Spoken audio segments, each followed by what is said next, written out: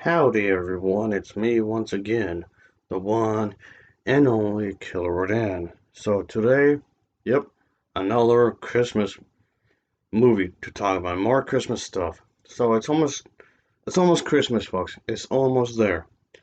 So I hope everyone is gonna have a great holiday and whatnot, of course. And the film I'll be reviewing today is an animated feature, of course, and it's the one titled A Christmas Carol. Yep, this one again.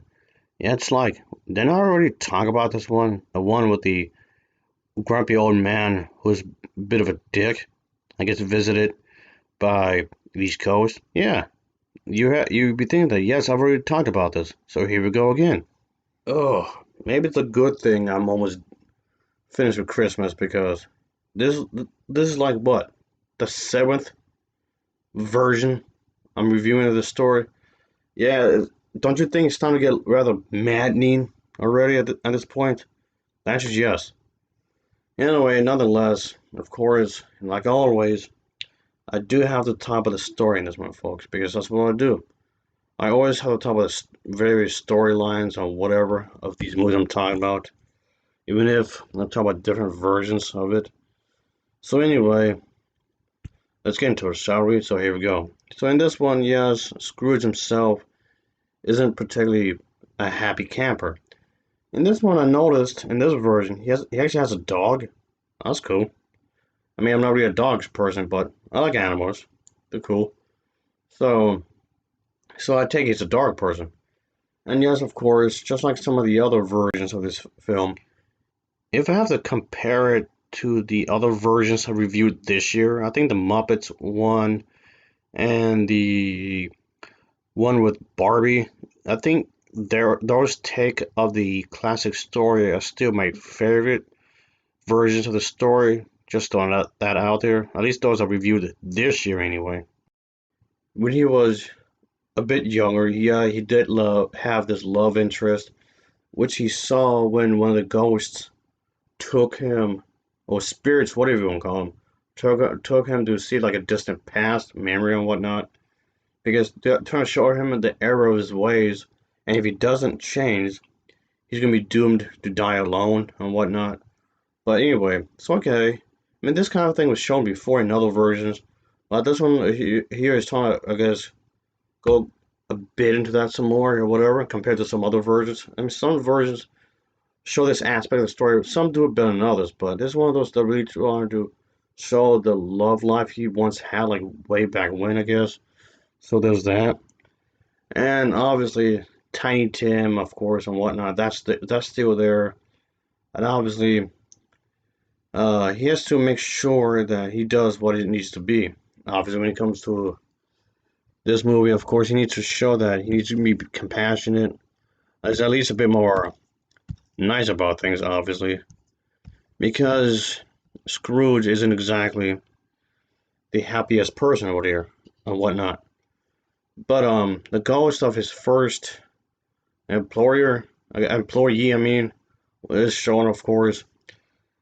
Scrooge over here, pretty much.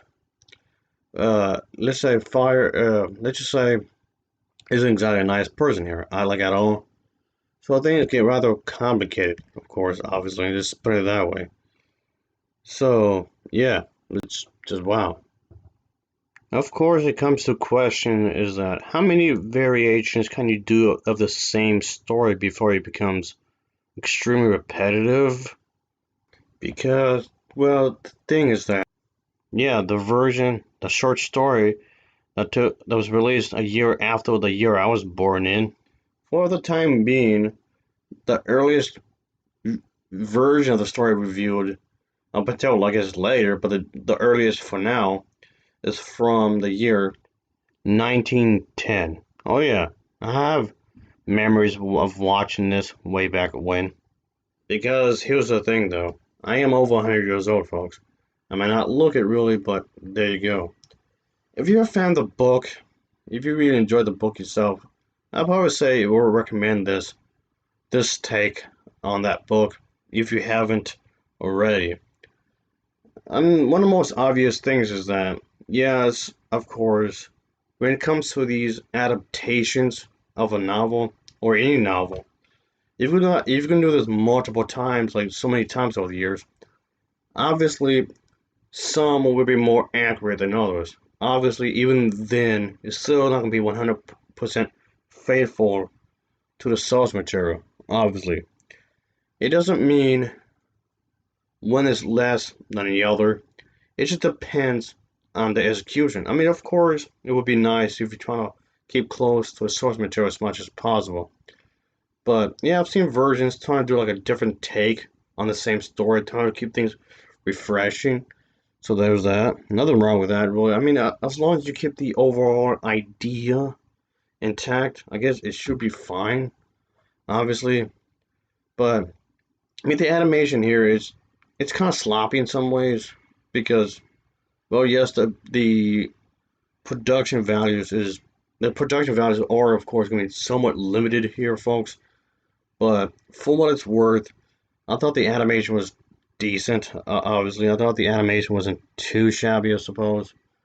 You know, all things considered, obviously. So there's that way. But yeah, I did think that they're trying to do a solid job here, which in some ways they did. Trying to give you the vibe of Christmas, of course, even if you may be familiar with the story, of course. But anyway, I'll give this version a Novaval rating of a. It gets a 6.8 out of 10. It gets a 6.8 out of 10 from me because it's a solid, decent little movie, I guess. Anyway, so there's that. Oh yeah, of course. As always, thanks for watching, and take care. Until next time, see ya. Oh yeah, later.